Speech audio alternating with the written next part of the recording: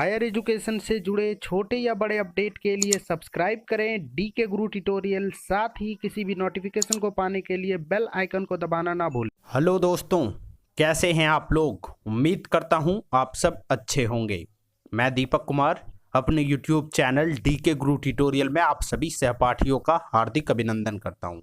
दोस्तों, आप सभी के एग्जामिनेशन को ध्यान में रखकर डीके गुरु ट्यूटोरियल आप सभी के लिए डेली एमसीक्यूज लेकर आया है। दोस्तों, आप सभी को प्रीवियस क्लास में आईसीटी के 10 महत्वपूर्ण क्वेश्चन का एमसीक्यू दिया गया था। आज यहाँ पे हम लोग डिस्कस करने वाले हैं टीचिंग एप्टीट्यूड के 10 महत्वपूर्ण क्वेश्चंस के बारे में। तो चलिए शुरू करते हैं आज का एमसीक्यू।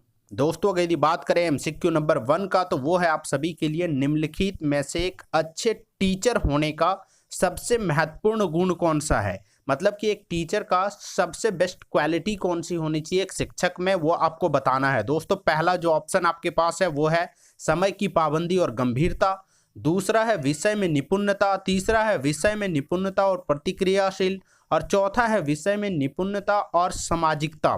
दोस्तों, विषय में निपुणता से आशय है यहाँ पे स्पष्ट कि वो टीचर अपनी सब्जेक्ट में बहुत अच्छे हों, मतलब कि अपने सब्जेक्ट के लगभग सारी चीज़ों को जानते हों, उस सब्जेक्ट पे उसकी अच्छी पकड़ हो। दोस्तों, यहाँ पे एक चीज़ तो आपको समझ में आ ही गया होगा कि एक टीचर बनने के लिए आपके पास उस सब्जेक्ट से रिलेटेड बहुत अच्छा नॉलेज चाहिए। ये तो आपको बिल्कुल अच्छे से पता होगा। उसके अलावे उसके पास क्या चाहिए, उसके अलावे प्रतिक्रियाशील होना चाहिए। प्रतिक्रियाशील का मतलब होता है कि जैसे कि आपने कुछ पूछा, तुरंत उसको उसने रिस्पॉन्स किया और मतलब एग्रेशन दिखाया उस चीज़ों के ऊपर। या फिर उसमें एक सामाजिकता होना चाहिए, मतलब एक सोशल व्यक्ति होना चाहिए। दोस्तों, इसका करेक्ट आंसर होगा डी, क्योंकि एक व्यक्ति या फिर कहिए एक शिक्षक के पास उसके सब्जेक्ट से रिलेटेड नॉलेज तो चाहिए, उसके साथ वो एक सामाजिक व्यक्ति हो। वो सामाजिक व्यक्ति होंगे तभी जाकर के स्टूडेंट के साथ अच्छा बिहेवियर कर पाएंगे, स्टूडेंट के साथ अच्छा कम्युनिकेशन कर पाएंगे। और सारे एक आप सुने होंगे, बहुत सारे ऐसे व्यक्ति होंगे आपके आसपास जिसको आप कहते होंगे बहुत ही सामाजिक व्यक्ति है। तो एक शिक्षक में सामाजिकता होना चाहिए, तभी जाकर के वो एक स्टूडेंट में आदर्श मूल्य डाल पाएंगे। मतलब कि एक स्टूडेंट को जैसा चाहता है समाज, जिस तरीके का स्टूडेंट पढ़ने लिखने के बाद वो व्यक्ति बने, उस तरीके का व्यक्ति वो तभी बन पाएगा जब वो जिस शिक्षक से शिक्षा हासिल कर रहा है उसमें सामाजिकता हो, है कि नहीं। तो इसीलिए इसका आंसर करेक्ट होगा डी, विषय में निपुणता तो होनी ही चाहिए। मतलब कि एक शिक्षक में सब्जेक्ट से रिलेटेड नॉलेज तो होना ही चाहिए, उसके साथ साथ वो एक सामाजिक व्यक्ति हो। ठीक है, चलिए बात कर लेते हैं हम लोग एमसीक्यू नंबर 2 का। अब देखिए दोस्तों, एमसीक्यू नंबर 2 क्या है। अध्यापक के समन्वय का प्राथमिक उत्तरदायित्व किसका है। मतलब कि प्राथमिक पहला उत्तरदायित्व कोऑर्डिनेशन का किसका बनता है। तो दोस्तों, इसका करेक्ट आंसर होगा स्वयं शिक्षक का। दोस्तों, ना तो बालक का बनता है, ना ही प्रिंसिपल का, ना ही समुदाय का। मतलब कि ना तो सोसाइटी का बनता है, ना ही स्टूडेंट का बनता है, ना ही प्रिंसिपल का। किसका बनता है, स्वयं शिक्षक का। दोस्तों, ये क्वेश्चन कई बार पूछा जा चुका है, यहाँ पे आकर के स्टूडेंट फंस जाते हैं। ठीक है, आगे बात कर लेते हैं हम लोग एमसीक्यू नंबर 3 का।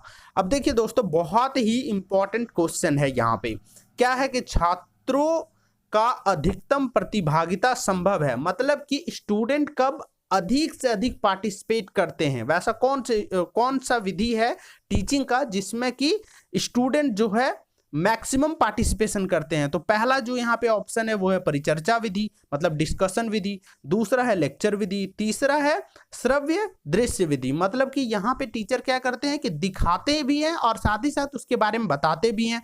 और चौथा क्या है, पाठ्य पुस्तक विधि। मतलब कि यहाँ पे स्टूडेंट को खुद से पाठ करना होता है या फिर कहिए पढ़ना पड़ता है। ठीक है, अब आप बताइए कि अधिकतम प्रतिभागिता मतलब स्टूडेंट का पार्टिसिपेशन अधिक कौन सा मेथड में होगा। तो दोस्तों देखिए, व्याख्यान में क्या करते हैं, टीचर आते हैं, आकर के अपना लेक्चर देके चले जाते हैं। यहाँ पे स्टूडेंट का किसी भी तरीके का पार्टिसिपेशन तो होता नहीं है। बात अगर यदि करें श्रव्य दृश्य में, तो यहाँ पे क्या किया जाता है, यहाँ पे टीचर जो आते हैं वो कुछ दिखाते हैं, जैसे कि फिगर्स फैक्ट्स को दिखा दिखा कर उसको समझाते हैं, तो यहाँ भी स्टूडेंट का पार्टिसिपेशन नहीं होता है। और तीसरा जो है पाठ्य पुस्तक विधि, यहाँ पे क्या किया जाता है, स्टूडेंट को दे दिया जाता है कि आप घर जाइए, घर से जाकर के पढ़ के आ जाइए या फिर बुक से पढ़ लीजिए। तो यहाँ पे सिर्फ स्टूडेंट इन्वॉल्व रहते हैं, टीचर नहीं रहते हैं। तो पार्टिसिपेशन तभी ज्यादा होगा जब परिचर्चा विधि मतलब कि डिस्कशन मेथड होगा यहाँ पे यूज, जब टीचिंग के लिए, तब जाकर के क्या हो पाएगा, अधिकतम पार्टिसिपेशन होगा छात्रों का। तो इसका आंसर क्या हो जाएगा, इसका आंसर ए हो जाएगा। ठीक है, इसके अलावे हम लोग अब बात कर लेते हैं एमसीक्यू नंबर 4 का। देखिए दोस्तों, अब ऊपर में हम लोगों ने पढ़ा कि एक शिक्षक में क्या गुण होना चाहिए, उसी क्वेश्चन को अलग अलग तरीके से पूछा जाता है यूजीसी नेट के एग्जाम में।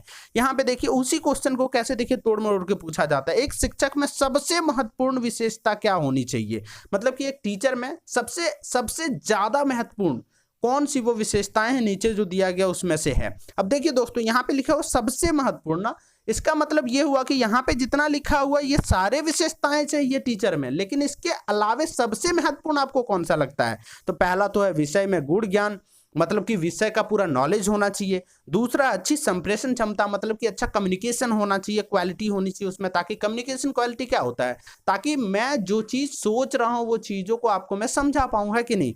तीसरा जो है छात्रों का कल्याण का चिंता, और चौथा है प्रभावी नेतृत्व गुण। देखिए दोस्तों, वैसे तो ये सारे के सारे एक टीचर में गुण होने चाहिए, लेकिन यहाँ चूंकि लिखा है सबसे महत्वपूर्ण, तो सबसे महत्वपूर्ण है विषय का गूढ़ ज्ञान, मतलब कि वो सब्जेक्ट का नॉलेज होना चाहिए उसके पास, जो सब्जेक्ट वो पढ़ा रहे हैं उसका यदि नॉलेज नहीं है। और सोच के देखिए कि एक व्यक्ति बहुत अच्छा बात कर लेते हैं, सपोज कीजिए हम लोग प्रधानमंत्री नरेंद्र मोदी का लेते हैं एग्जांपल, वो बहुत अच्छे वक्ता हैं, तो क्या वो कॉमर्स पढ़ा सकते हैं, क्या वो मैनेजमेंट पढ़ा सकते हैं, क्या मैनेजमेंट या कॉमर्स का कोई थ्योरी पढ़ा सकते हैं? नहीं पढ़ा सकते हैं ना। तो इसका मतलब ये हुआ कि अच्छी संप्रेषण क्षमता होना एक टीचर नहीं बन सकते हैं, उसके लिए उसको कॉमर्स आना चाहिए तब वो कॉमर्स पढ़ा पाएंगे, उसके लिए उसको पॉलिटिकल साइंस आनी चाहिए तब वो पढ़ा पाएंगे। तो कहने का मतलब ये है कि सबसे महत्वपूर्ण जो है एक शिक्षक में वो विषय संबंधित गूढ़ ज्ञान होनी चाहिए, मतलब कि उस सब्जेक्ट से रिलेटेड नॉलेज होना चाहिए। ठीक है दोस्तों, अब हम लोग बात कर लेते हैं एमसीक्यू नंबर 5 का।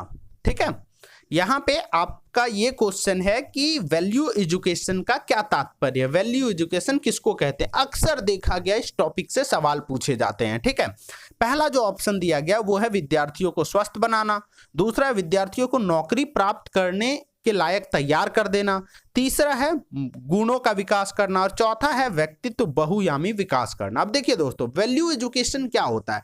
आज के डेट में एजुकेशन का मतलब इतना सा रह गया है कि आप पढ़ो लिखो जॉब ले लो, नौकरी प्राप्त कर लो, आज का वैल्यू एजुकेशन इसी को माना जाता है। लेकिन कि वास्तव में वैल्यू एजुकेशन का मतलब ये बिल्कुल नहीं है, ये कतई नहीं है। वैल्यू एजुकेशन का मतलब है व्यक्ति का बहुयामी विकास करना। बहुयामी विकास क्या होता है? मतलब हर तरीके से उसको डेवलप कर देना, मानसिक रूप से डेवलप कर देना, शारीरिक रूप से डेवलप कर देना, हर चीज में। अब आप सोच के देखो कि कोई व्यक्ति बहुत ज्यादा पढ़ा और पढ़ के आईएएस ऑफिसर बन गया, और उसको ये नहीं पता है कि आलू कैसे उपजता है, उसको ये नहीं पता है कि किस तरीके से धान उपजता है। मतलब कहने का मतलब ये है कि अगर जितके आप शिक्षित व्यक्ति हैं, अगर जितके आपको वैल्यू एजुकेशन मिली है, तो आपका बहुयामी विकास होना चाहिए। आपको हर चीज, हर पहलू को समझने की आप में क्षमता होनी चाहिए। ये नहीं कि आप पढ़ लिख के आईएएस तो बन गए किताबी कीड़ा बन के, लेकिन कि आपने जो समाज है उन चीजों को नहीं समझ पा रहे हैं, कल्चर है उसको नहीं समझ पा रहे हैं, आप एक सामाजिक व्यक्ति नहीं बन पाते हैं, तो वैसे केस में क्या होगा कि वो वैल्यू एजुकेशन नहीं कहलाएगा। ठीक है, वैल्यू एजुकेशन का मतलब होगा एक व्यक्ति का बहुयामी विकास, मतलब हर तरीके से हर एक पहलू पे उसकी जानकारी हो, इस तरीके का उसको विकसित करना। किसका उद्देश्य होता है? ये उद्देश्य होता है वैल्यू एजुकेशन का। तो ये बहुत इंपॉर्टेंट टॉपिक है, इसको अगर जितनी आप अब तक नहीं कवर किए हैं तो जरूर एक बार इसको कवर कर लें। दोस्तों अब हम लोग बात कर लेते हैं एमसीक्यू नंबर 6 का। दोस्तों यहाँ पे क्वेश्चन है कि शिक्षक शिक्षण सामग्री का उपयोग क्यों करते हैं, मतलब कि जो टीचिंग एड्स हैं उसका उपयोग एक टीचर क्यों करते हैं अपने शिक्षण क्रिया में या फिर अपने टीचिंग के क्रियाओं में। ठीक है, तो पहला जो आपके पास ऑप्शन है वो शिक्षण को मनोरंजन बनाने के लिए, दूसरा है विद्यार्थियों को समाज की सीमा में पढ़ाना, तीसरा है विद्यार्थियों का ध्यान आकर्षण के लिए, चौथा है विद्यार्थियों को सतर्क करने के लिए। अब दोस्तों यहाँ पे देखिए, आप अगर ये देखेंगे शिक्षण को मनोरंजक बनाने के लिए आप सोचेंगे, हो सकता है। दूसरा आप ये सोचेंगे कि समाज के सीमा में पढ़ाना, चलिए ये तो हो ही नहीं सकता है। तीसरा आप ये सोचेंगे कि सतर्क करना, ये तो हो ही नहीं सकता। यहाँ पे दो ऑप्शन है जिसके ऊपर हम लोग को सोचने की आवश्यकता है। पहला जो है वो है शिक्षण को मनोरंजन बनाना, और दूसरा है विद्यार्थियों का ध्यान आकर्षण करने के लिए। अब यहाँ पे आंसर क्या होगा? यहाँ का करेक्ट आंसर है विद्यार्थियों के ध्यान आकर्षण के लिए।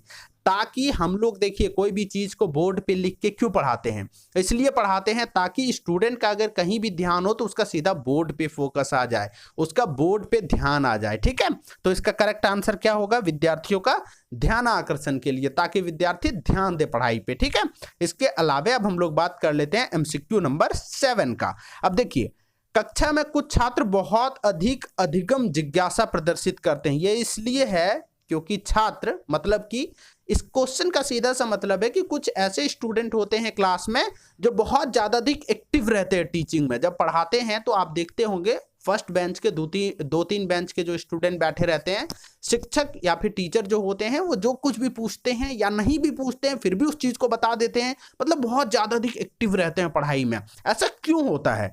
वो प्रतिभाशाली होते हैं, मतलब कि टैलेंटेड होते हैं, या फिर वो धनी परिवार के होते हैं, या फिर वो बनावटी व्यवहार करते हैं, दिखावटी व्यवहार करते हैं, या फिर शिक्षा में विघ्न पैदा करना चाहते हैं, कक्षा में विघ्न पैदा करना चाहते हैं। ठीक है, अब देखिए, एक तो हो गया प्रतिभाशाली, इसके ऊपर हम लोग सबसे बाद में बात करें। दूसरा धनी परिवार के। आपको पता होगा कि धनी परिवार के जो बच्चे होते हैं जरूरी नहीं है कि वो तेज तरार हो और वो आगे बैठे और वो डिस्कशन करे शिक्षक के साथ, ये तो होगा नहीं। दूसरा बनावटी व्यवहार। अक्सर हम लोग क्या कहते हैं कि क्लास में बहुत सारे जो पीछे बेंच पे जो बैठने वाले होते हैं वो अक्सर हम लोग यही बोलते हैं कि क्या कर रहा है वो लोग? बनावटी व्यवहार कर रहा, दिखावा कर रहा कि हाँ हम तेज हैं। हम लोग ये कहते हैं, बट वास्तव में ये आंसर नहीं है। दूसरा, विघ्न पैदा तो बिल्कुल नहीं करना चाहते, वो इसलिए वैसा करते हैं क्योंकि वो प्रतिभाशाली है। एक बात ये आपको पता होगा कि जो स्टूडेंट फर्स्ट बेंच पे बैठते होंगे, बहुत ज्यादा अधिक डिस्कशन करते होंगे, वो ऑफकोर्स एग्जामिनेशन में भी अच्छा परफॉर्म करते होंगे। ये चीज आप देखे होंगे, ये चीज अब आप मानते होंगे। जब आप क्लास में होंगे तब ये बात मैं यदि कहता तो आप नहीं मानते, लेकिन आपको ये पता होगा कि वो स्टूडेंट तभी डिस्कशन कर पा रहा था क्योंकि उसमें एक टैलेंट था, वो प्रतिभाशाली थे। तो इसका आंसर क्या हो जाएगा?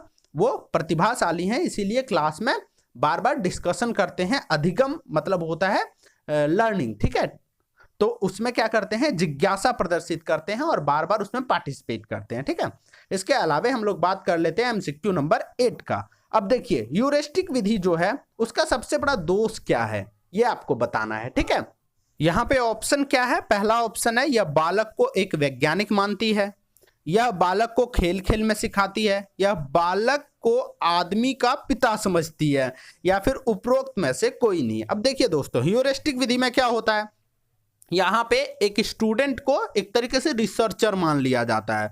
उसको कोई भी एक समस्या दे दिया जाता है और उस पर कहा जाता है कि आप शोध करेंगे, इसके ऊपर आप खोज कीजिए, इसके ऊपर डेटा इकट्ठा कीजिए। तो इसका सबसे बड़ा क्या दोष है? तो इसका दोष है वो वैज्ञानिक मान लेती है। अब देखिए, आप अगर यदि स्टूडेंट को पढ़ा रहे हैं और उसको अगर यदि आप पढ़ाते वक्त यदि आप उसको वैज्ञानिक मान लेंगे, निम्न कक्षा में जब जाएंगे स्टूडेंट को कोई नई चीज जब आप खोज करने बोल देंगे, बेशक आप उसका हेल्प कर रहे हैं, तो कहीं ना कहीं वो चीजें नहीं हो पाएंगी क्योंकि उसका माइंड उस तरीके से डेवलप नहीं हुआ रहता। आप ही सोच के देखो, क्यों ना PhD कर दिया गया ग्रेजुएशन के बाद ही, क्यों PG का रखा गया मिनिमम डिग्री, ताकि जो रिसर्च करने वाले हैं वो मैच्योर हो जाए, उसमें मैच्योरिटी आ जाए। मतलब कि ह्यूरिस्टिक विधि क्या है कि निम्न कक्षा में या जहां भी उसको अप्लाई कीजिए वहां पे प्रॉब्लम आ जाता है कि स्टूडेंट को आप समझने लगते हैं रिसर्चर, जबकि स्टूडेंट बेसिकली जब वो पढ़ रहे होते तब वो रिसर्च नहीं कर सकते हैं, बेशक आप उसका हेल्प करें।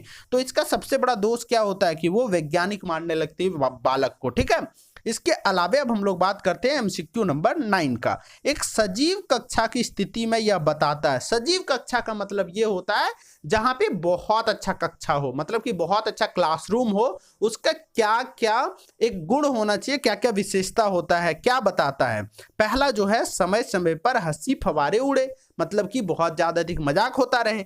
दूसरा है, संपूर्ण शांति रहे, मतलब बिल्कुल भी वार्तालाप ना हो, बात ना हो, मतलब कोई भी कम्युनिकेशन ना हो किसी के बीच, बिल्कुल शांत रहे एकदम क्लास। तीसरा है बार बार शिक्षक और छात्र के बीच वार्तालाप हो, मतलब टीचर और स्टूडेंट के बीच बार बार बातें होते रहे, मतलब कि एक दूसरे को जो भी चीजें पढ़ा रही है उसके बारे में बात करते रहे।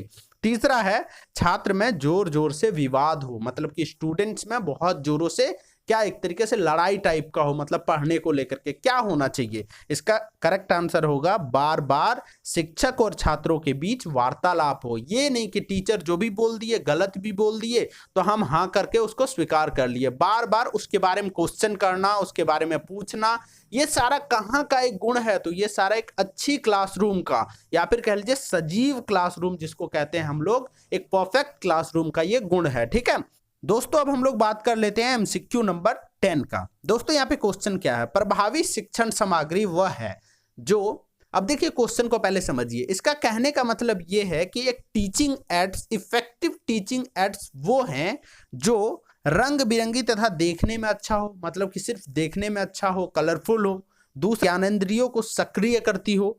तीसरा, सभी छात्रों को दिखाई देती हो। और चौथा, बनाने तथा प्रयोग करने में आसानी हो। अब देखिए दोस्तों, इसका आंसर क्या होगा? इसका आंसर होगा सभी ज्ञानेंद्रियों को सक्रिय करती हो। ज्ञानेंद्रिय क्या होता है? हमारे शरीर के सभी पार्ट्स, मतलब कि एक चीज होता है ना, आप देखते होंगे कि कोई भी एक टीचिंग एड्स आपने देखा, टीचिंग एड्स मतलब कि जिसका हम लोग सहायता लेते हैं ताकि स्टूडेंट को अच्छे से समझा सके, उसको आपने देखा और बोला वाव क्या है, वाव, तो मतलब कि उसको आपने देखने की इच्छा जाहिर हो कम से कम। ठीक है, वो सभी तरीके से, मतलब कि उसको पढ़ने का भी मन करे, उसको देखने का भी मन करे, एक तरीके से जितने भी हमारे अंदर ज्ञानेंद्रिय हैं उन सभी को क्या कर दे? सक्रिय कर दे। वो क्या होता है? एक अच्छा, एक इफेक्टिव टीचिंग एड्स होते हैं। तो इसका आंसर होगा 2। दोस्तों ये था वो 10 एमसीक्यू जो आज हम लोगों ने डिस्कस किया टीचिंग एप्टीट्यूड से। दोस्तों यहाँ पे देखिए, मेरा सिंपल सा ये कोशिश है कि 10 क्वेश्चन आपका नेट या जेआरएफ नहीं निकलवा सकता है, लेकिन मैं कोशिश करता हूं हर एक वो टॉपिक से क्वेश्चन लेने का, ताकि मैं उन टॉपिक्स को हल्का फुल्का टच कर दूं, ताकि आप उस टॉपिक को और अच्छे से कवर कर लें। तो कैसा लगा आपको आज का वीडियो, मुझे कमेंट बॉक्स में जरूर बताएं। साथ ही साथ इस तरीके के वीडियोस और डेली एमसीक्यूज के लिए आप मेरे चैनल को सब्सक्राइब करना ना भूलें। साथ ही साथ बेल आइकन को प्रेस करें ताकि जैसे ही मैं एमसीक्यू अपलोड करूं उसका नोटिफिकेशन आप तक सबसे पहले पहुंच सके।